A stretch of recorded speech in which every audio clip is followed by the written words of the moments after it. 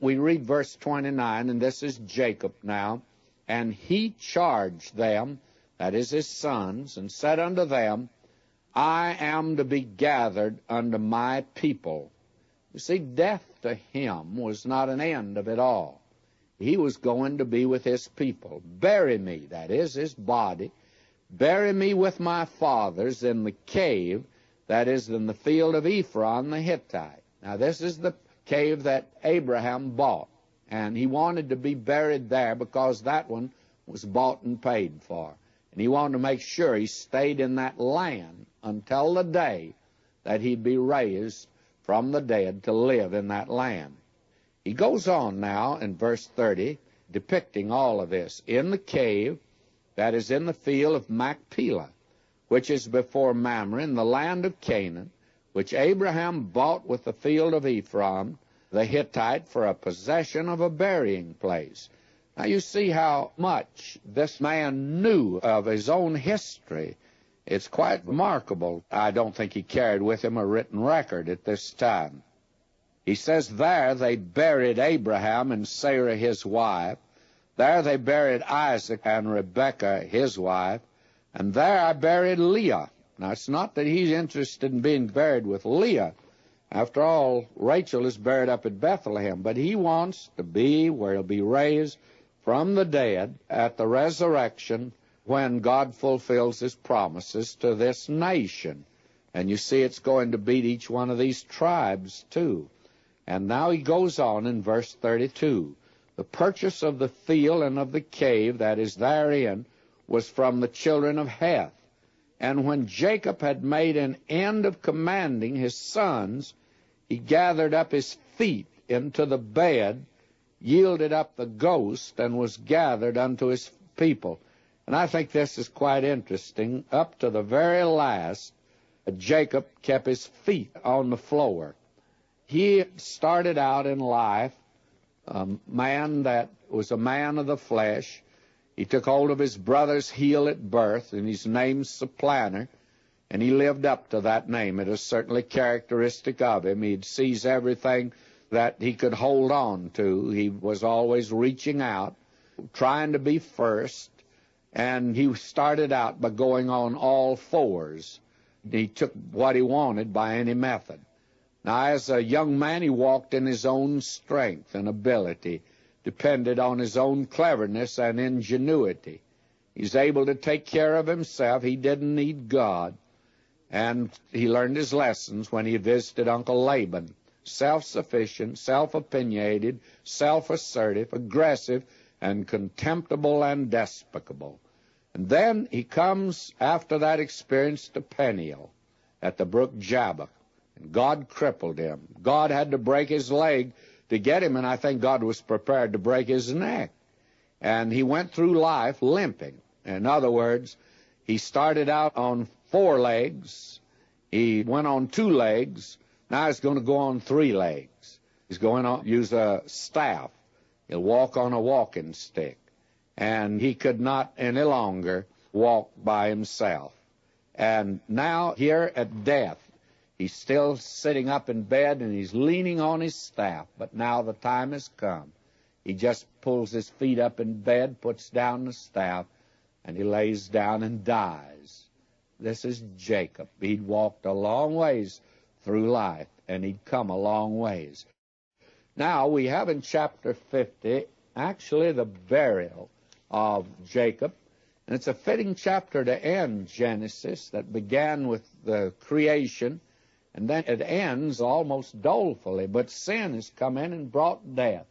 And you have here the death and burial of Jacob, and you have the death and burial of Joseph. The burial of Jacob up in Canaan, burial of Joseph in Egypt. Now notice, verse 1. And Joseph fell upon his father's face and wept upon him and kissed him. He sorrowed, naturally, loved his father. And Joseph commanded his servants, the physicians, to embalm his father, and the physicians embalmed Israel. As you know, the Egyptians were quite experts at this sort of thing. We hear the mummies in Egypt. Well, they had a method of burying that we haven't caught on to really today. Here was something that was quite remarkable that they knew. A great many people think that it was the nation Israel that developed this down in the land of Egypt. Well, I'm not prepared to discuss that, but at least Joseph called in the physicians and had them embalm his father. And you don't laugh at a funeral, but I can't help but smile when I think they made old Jacob into a mummy. That's what happened to him. And I'm of the opinion that mummy's up there at Hebron today. His request was, I want to be taken and buried up there. Why? His hope is an earthly hope, friends. Don't you see it? He wants to be buried up there in that land, because someday he's to be raised from the dead, and when he is, why, he'll be there in the land with the nation Israel. Now, he has no promise of being caught up to meet the Lord in the air and going to a place called the New Jerusalem out in space. Now, that's a promise given to the child of God today in the church. They're two different hopes, by the way, but they're both glorious, wonderful hopes. I'll be honest with you. I just soon have one as the other, but I'm confident that it's a superior hope to go and be with Christ. That is the hope today of the believer in the church. Now we're told, and 40 days were fulfilled for him, for so are fulfilled the days of those which are embalmed. And the Egyptians mourned for him 70 days. And I'd call attention to two things there: the length of time that it took to embalm, 40 days. Evidently, there were several processes to this, and that which we know nothing about today.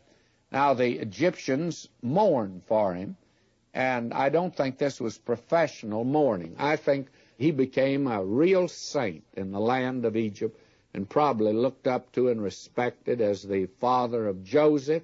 Joseph was the deliverer, but certainly this was his father, and he at this time was a real saint of God. Now, verse 4, and when the days of his mourning were past, Joseph spake unto the house of Pharaoh, saying, If now I have found grace in your eyes, speak, I pray you, in the ears of Pharaoh, saying, My father made me swear, saying, Lo, I die.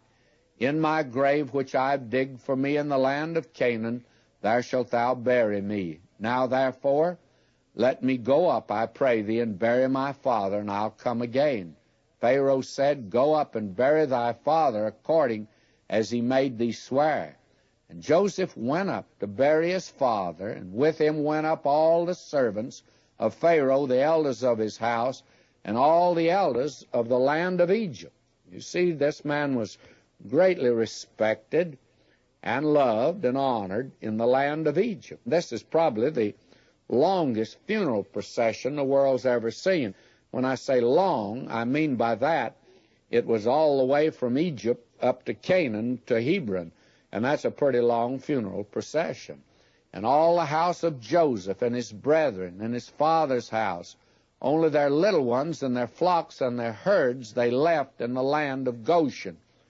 I don't know this, but I highly suspect that Pharaoh required this to make sure Joseph would come back. Pharaoh needed him.